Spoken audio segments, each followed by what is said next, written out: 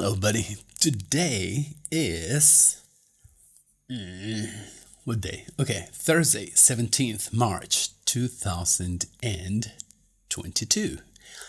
And I think I'm going to take off my headphones because it's been a mess. I don't know why yesterday the software audition stopped working, and I did every troubleshooting I could imagine, and but I couldn't get the software to record. Today again, I went through everything, uninstalled everything, installed everything again, and again nothing. So I had to download another software, which is really good. But the problem is that it has a reverb to it. So when I'm speaking, I hear myself with a delay, just a slight delay and a slight reverb. So it's really annoying. And also being like this, it's also very weird because I usually don't hear myself here, but real time on the speaker is on the headphones. So it's weird. So, but I'll try to do it the best I can. It's been like 4 or 5 days since the last video I could record. And it's just because it's been super hectic. All the little things that mommy and I have to resolve, right? Then prepare, get ready for banks, cards that don't work. I don't know, so many things. Just choosing the ticket, the way we're going to go back to Mexico took me like mommy and I like together probably, I don't know, 10, 15 hours, like dedicated just to look for different options and then try to understand the different, the conditions that every country has for people that go through, like transit through those countries without vaccination. I can honestly tell you, it's crazy. It's ridiculous. This is just insulting, for anyone that has a little bit of intelligence and a little bit of independence and an independent mind. This is just borderline ridiculous and stupid. It's obvious that this is social engineering, and they're really going out of their way to make people feel powerless, to make people feel like, okay, whatever, just inject, do whatever you have to do. So just leave me alone. Let me do my own stuff. Let me go on with my life. It's not nice. I can only tell you, it's just so unnatural, so artificial, so geared towards dehumanizing us and taking away hope and power and free will. It really, I cannot say it any other way. I cannot see it any other way. I cannot understand it in any other way. The death rates are ridiculously low, yet everyone is acting as if they were like high. It really is just a construct. It's just a narrative that is not backed by any facts. The more you dig the facts, the less you find them. The longer you wait, the more the authorities come out and say, no, we were wrong. The masks don't work. Oh, the vaccines don't work. Just Pfizer trying not to, just to delay 75 years, buddy. 75 years. They tried to delay showing the papers of their trials. If you have nothing to hide, if this piece of shit thing they're shooting on people is so good, why do you want to hide 75 years those documents? So it's been a nightmare, and but I can proudly say that mommy and I are committed to stay healthy, to stay free, to not bend our wills to a bunch of idiots that are trying to manipulate and change the world. And they have, because there's very few people that are willing to resist. There's very even less people that are willing to think, and even less people that they are willing to go to to take the consequences of that free thinking and that free will.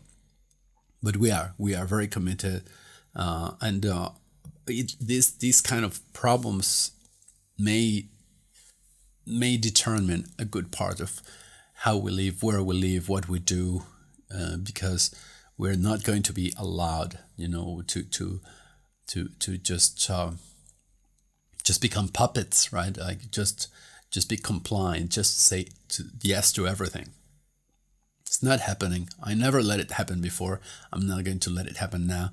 And for now we have a buffer that you're so young. But once you hit 5, 6, 7 years old, it will become a really serious matter, because now no one wants to vax you yet, right? Even though this year is the push that they want even 5 years old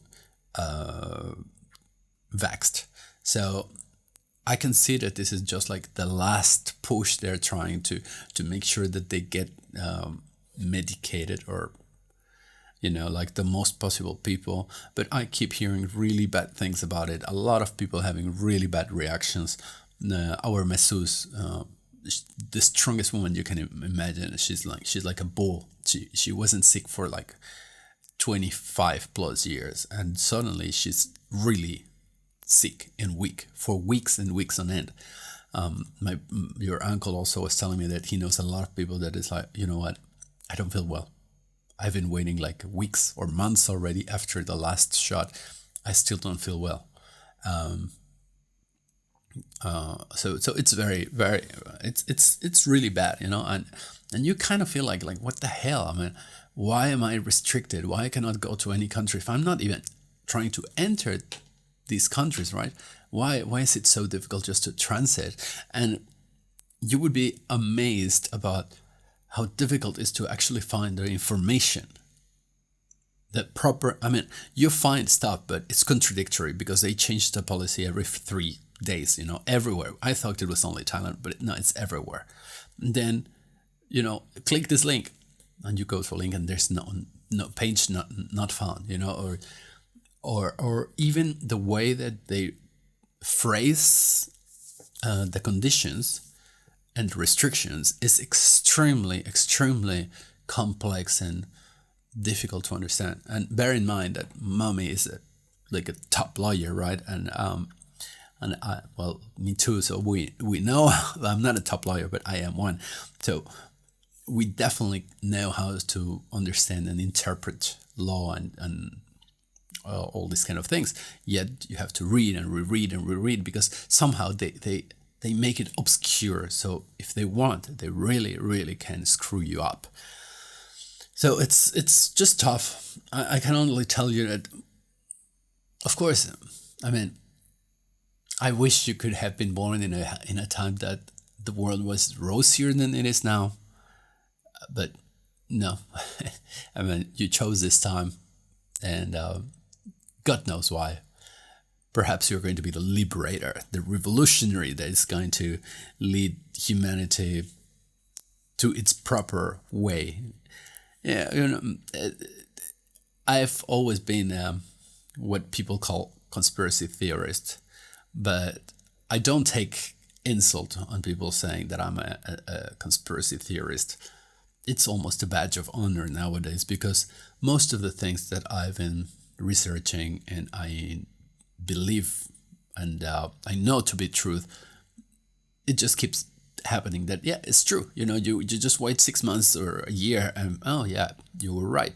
But the funny thing is, people who called people like us conspiracy theorists, at the end of the 6 months or a year or two, when that thing that they called conspiracy ends up being reality, they don't change their mindset. They just put it, under the rug and forget about it. They don't confront what they believed and what they heard with the new facts, right? Because in time, people would say like, okay, well, I thought this was a theory, but it happens to be true. Okay, so the next conspiracy theory that I listen, I'm going to be slightly more open because it was demonstrated to me over time that it was not a theory. It was a real conspiracy, right? So after you put 2, 3, 4 of these conspiracies together, you know that it's not it's not a theory. It's a real thing. So, but there's some people that are so invested on not waking up to reality that they will go to any lengths to make sure that they never account for the facts, and they just keep deceiving themselves. They just keep themselves like dreaming. And well, I just learned that there's this like 3 kind of people, spiritually speaking. One is the people that they don't want to wake up. They come to this earth and they don't want to wake up, no matter what you do, no matter if you burn them, like alive. They will not see anything that is not real matter, that they can touch, because they're just not ready. They're just too afraid. They're too invested in this reality as it is presented, and I don't know if they don't have probably they just don't have the consciousness to deal with that kind of thing.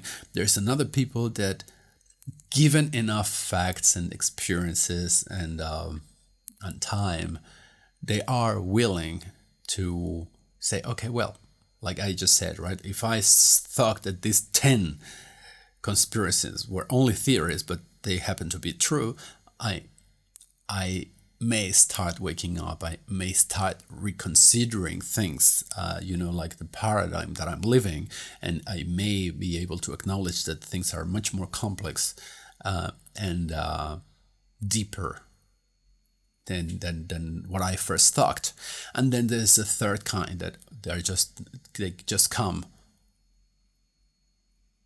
seeing, awakened, meaning like it doesn't take much for them to wake up, and once they are awake, it's the opposite of the first group. Even if you burn them alive, they will not go back to sleep. And I guess that I am in the third group. And does that make me proud? Yes. To be honest, why am I going to play humble? No, of course not. It's tough to be the way I am, because you see things as they are. You don't sugarcoat stuff. You just take it as it is, and you have the courage to deal with it, to say, okay, yeah, I mean, this is a very strong, very complex, very rough playground where a lot of interests that we cannot even begin to imagine are actually at play. There's a lot of actors, there's a lot of parties, a lot of beings that are, I don't know, they're waging a war, or yeah, I mean, I don't know much more than this. I do know a lot of facts, but I don't know, like, on the big picture, on the big scheme, like how it is. But I do know that for a long time I thought about this stuff. I was like, wait, this doesn't make sense. It doesn't make sense that we humans proclaim ourselves to be at the top of the food chain. That doesn't make sense, because it's like I've talked about the analogy, right? That you think you are about to reach the top of a hill or the whole mountain, just to get there and to notice that it's one of the many peaks, and you cannot even notice or know where the real peak is. So the same here. For me, it was like, it doesn't make sense that we are at the top, and everything, it's everything. So for me to believe that there's not other beings or other realities or other dimensions that benefit from us as we benefit from cows, and cows benefit from grass, and grass benefits from minerals, and minerals benefit from something else. For me, it was just like, I don't take it. I can't believe it. I mean, part of being awakened is that you are also very humble, in like, I cannot be at the top. Not because I'm not worthy or because I'm not valuable, but because I have not ever seen the end of anything. Whatever you research, whatever you think, whatever you do, there's always 10 steps. Like you think you're reaching the wall. No, this is just a tiny veil. There's like 10 more walls. And again, you don't know. The more you go in depth into something, the more you get resolution, but you don't get to an end. So that for me is like, we cannot be the end, like the upper end, like the most upper part of the food chain. There must be something or someone benefiting from us, like food. And then I just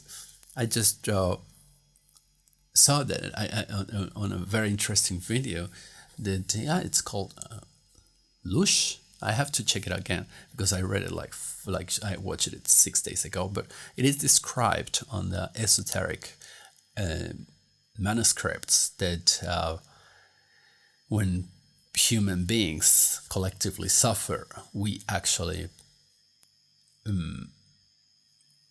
there's energy. Everything is energy, right? So we give out some energy that other beings, other dimensional beings can eat, can actually like have as we have done it. So I know it sounds crazy, but that when I take a step back, because I've done it, I've done many times, like, what, I don't want to even think about it because it's completely beyond my reality, period. But then things happen like what has happened in the last couple of years with the pandemic, and with many other things that seem like they want to destroy civilization as it is. But it is more the narrative to create fear rather than the actual destroying of civilization. We're definitely on a decline because the US is definitely like, it's scary to see how degraded and decomposed their society is. It truly is shocking, like what's happening there. Like cities full of, like, not full, but you have streets and lots of different streets with a lot of people that they are like zombies, like completely drugged, and they are like the most bizarre things that even if you were shown like 30 or 40 years ago in a movie, would have been too much, like a dystopian future. It would have been too incredible to believe that one day in 2022 this was going to be commonplace. So that's what always got me thinking, like, well, why do they push us so hard to suffer? What I see is that there's the narrative, and there's certain groups that are very interested on the suffering of people through fear, through uncertainty, and we're not strong enough. Most people are not strong enough to take this kind of relentless waves of misinformation that are there exclusively to create fear and uncertainty and hopelessness. So I always thought, why? Why is it that they want us on fear? Yeah, we're easier to manipulate. Yes, we are easier to to break apart as societies, families, as communities. But there must be more than that, because how come it's one after the other, after the other one, after the other one, without ever stopping? Are they distracting us? Yes, of course they are distracting us, for sure. But again, it's so deep. This goes so deep into so many levels. No matter where you scratch, you will find this. So I really tend to believe what I just stated before about us being just food for someone else. And there was a movie like 20 years ago or 15 years ago called Monsters Inc. And this movie was about monsters that they scare the kids at night, and they would get like the energy of the fear of the kids as I don't know if it was a fuel or food, or what was it. I don't remember. I never watched it completely, but this was the case, right? So if you really think about it, and it sounds ridiculous for a lot of people, because very few people know and understand about quantum physics. Very few people. Most people are completely lost into believing that this is made out of solid thing. They just don't get it. They don't want to get it. This is part of, when people don't want to see, they also don't want to see. It's not just the mystical, the esoteric. It's also the science that contradicts what their five senses are telling them. So I really like. Yes, it sounds more and more credible every time, and I have met people that have seen these kind of things in a much more real way. This kind of things that are benefiting from us, and it's really kind of scary to listen to what they say. But at the end of the day, there's something that if you ever feel like afraid or intimidated by these things, you need to understand this. Nothing in the world can can go against your free will. You have a free will. The problem is this. The problem is that we don't use our free will because we are mechanical, because we are only running on software of the most basic level that just trigger reactions on us. So even when we are thinking that we have a free will, we don't. We don't because we don't have the awareness to exercise our freedom at every moment. Since most of the time we are unconscious, we are distracted, we barely know where we are, we barely know what we're doing or who we're talking with because we're distracted with phones and with information and with eccentricities of all kind and with bizarre behavior and with idiotic ideologies that keep us polarized and distracted again. So when we are in that state of awareness, we lose our free will simply because we don't exercise it. It's not that no one can force you into doing anything. But if you're asleep, if you're walking asleep, then you cannot keep your freedom. So that's it. These are very interesting topics and topics that we will discuss at the right time. But just telling you the things that are in my mind at the moment. And besides that, just getting ready for Mexico, getting ready to start training again. I am going to make sure that in Mexico I have the mental space to go back into training in a more disciplined way with better risk management, with a better strategy, which are the three most important things about trading. And I really feel like I'm just dying to have some time and peace of mind to start creating stuff like the one I have told you, right? Like videos for you or for kids or for, I really want to share the way that I am living fatherhood with you and the things that I'm putting in practice with you, because I think other people may benefit from this, because we need to start from the beginning, and the beginning is us, ourselves, and our kids. And if enough of you kiddos are like wake up early and you guys know that you're not going to allow anyone to control you, then there's hope. But at the moment, there's some people, but not a lot of people that want to wake up, and there's some that kind of know, but they just don't want to go against society and about everything that is being mandated against us. So yeah. Anyway, and besides this software thing, my God, it was really horrible. Anyway, and you see, I shaved my head. And I cut myself, really painful, very painful. But at least I got this. I didn't get this because I was like, oh my God, I'm going to just like bleed all over. Well, anyway. And just let me tell you quickly what has been happening for over the last few days. One, you're very, very, very sensitive about everything. Really. I must say that these days you're difficult. It is difficult to like every day, every 1:32 in the morning, you're waking up and you're going to toilet. So it's like, oh my God, what time? But it's like, I don't know, you are not feeling your best in your stomach, but I don't know. I don't know what can be. Very unusual because you are eating exactly the same you've been eating all these months. So I probably think it's nervous a little bit because you see all the boxes and all the changes, and you guys are very sensitive at that age. I mean, we are all right, but you kind of process it at all physical, emotional, mental level. While we adults, we tend to keep it and just hold and hold and hold and hold. So I guess that may be partially the reason. I don't know. And then you don't want to sleep, and then it's 2, 3 in the morning, and what you want is daddy to sit on the bed while you're lying down, and just touch your belly and just touch your chest, and then I just massage just touch really your legs.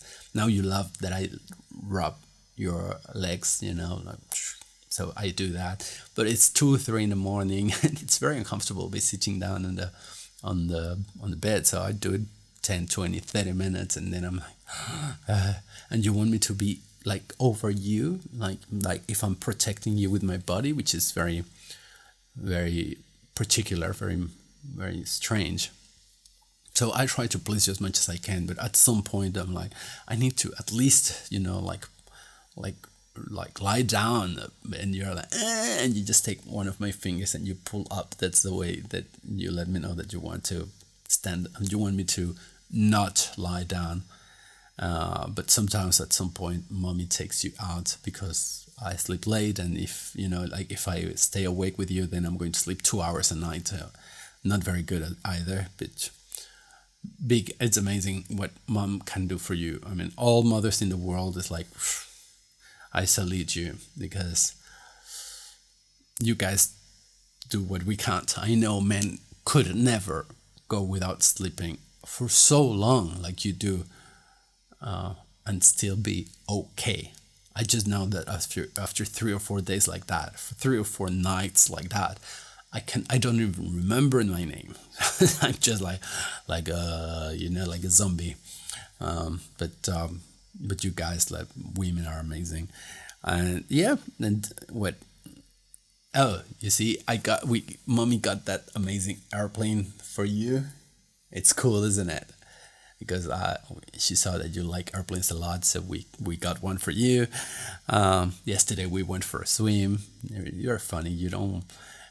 When you were super young, you love water, and now you don't so much. Now you just want to be somewhere dry and just throw your little cars, and daddy has to go and pick them up from the bottom of the swimming pool. But it's all good. I mean, I just love being with you. But it's difficult. I must say that these days it's difficult because you're so sensitive. It's so easy for you to get triggered, and you are happy, but then if like I hold you because I'm trying to put a nappy or something, you start crying like crazy. You just go from extreme happiness to extreme unhappiness in like 10 milliseconds. You cry like crazy, and then you're okay. So one thing you keep doing is throwing stuff, but for some reason you keep throwing stuff at mom, and mom keeps like, why is this kid like does he hate me or what? like, but yeah, what can I tell you, buddy? It's just, this is who you are, and you're funny, so that's cool. And one thing that it was cracking me the other day. You put your foot up, right, like this, and then you do like sleeping, or like at least like you're distracted or you're not looking at your foot, and suddenly you open your eyes and you hit your foot like if you wanted to make sure that your foot didn't know that you were going to hit it. You were trying to surprise your own foot. That's weird. And then after you finish with that, you start doing that, and you close your eyes, open, and hit yourself. You were trying to surprise yourself, hitting yourself without you knowing that you were going to hit yourself. So that was super cute. Yeah. So that's the most special kind of things I remember. You keep dancing a lot. This I Like to Move It is your favorite song by far, and you really have become such a good dancer. Before, yeah, you danced and it was obvious you were dancing, but now you start moving your butt, your ass, and you start like more sophisticated and subtle movements that really just, it's really impressive to see you doing those things. And what else?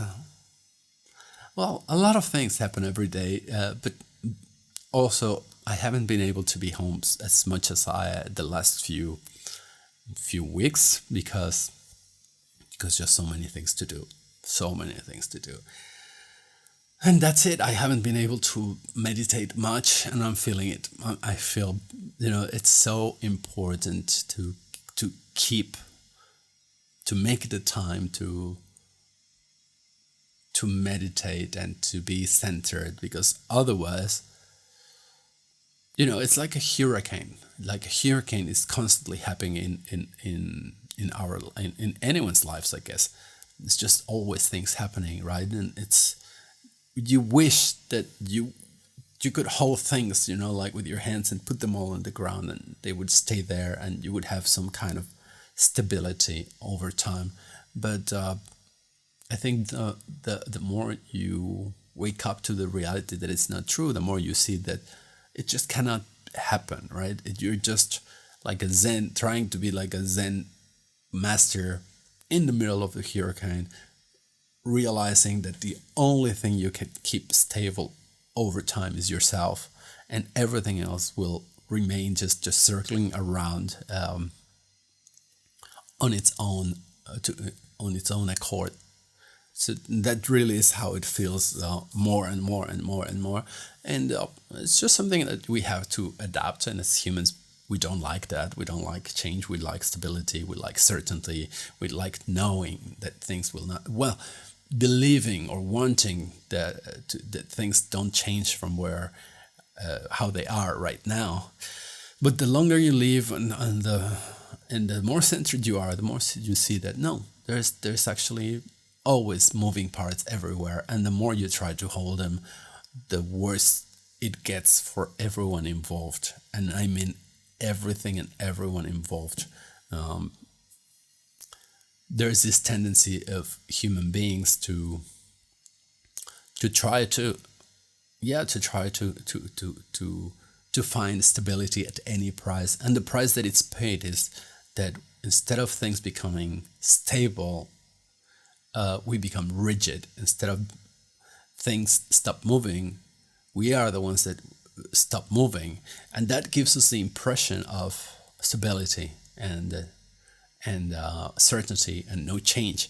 But in fact, everything keeps changing, while you keep getting more lost more and more over time. And your health is mental, spiritual, emotional, physical health is the one that pays, because at the end you are defaced, you're detached from what is happening, and you're just living in the world where you perceive things are non-changing, but you're just becoming like anachronic, like totally detached from reality. So yeah, that's it. I honestly didn't want to live another day without a recording. Probably I'm not in the best state of mind. Just tired, stressed, not overwhelmed. No. But one last consideration I would like to do is this one. We always want things to be easy and without friction. At the same time, we know as humans, as the species, that we should stay brave, courageous, highly adaptive, nimble. So, in fact, these things that feel so unsettling and so disturbing and so stressful, actually, these are the things that are helping us improve and stay strong and stay nimble and staying like, you know, keep that these things keep us, like adapting, right? Like, and that is the best way to know that we are going to not only survive but also thrive. So in that sense, I am trying very much that every single moment, every day, regardless of all the tiny things that I have to do that I usually don't like doing and I never did until recently, right? Well, they get done. But most importantly, without me suffering them, and quite the opposite, trying to like them, trying to enjoy them, trying to find satisfaction in the tiny things, because at the end, those tiny things are what serve as a base for the big things that later we want to do. So that's it. And we're just a few days ago away, buddy. And your grandfather today had his birthday. I called him, I congratulated him, and we're going to have Italian food with them this Sunday. And that's it. That's it. So today was vlog 30 actually. So it's a big thing to me. It really is a big thing. It's a beautiful thing. It's a labor of love. I love you. I love you, and I'm going to brush my teeth and go and probably wake up at 2 in the morning to rub your little belly and your legs. I love you, kiddo. Take care. Have a beautiful day. Love you.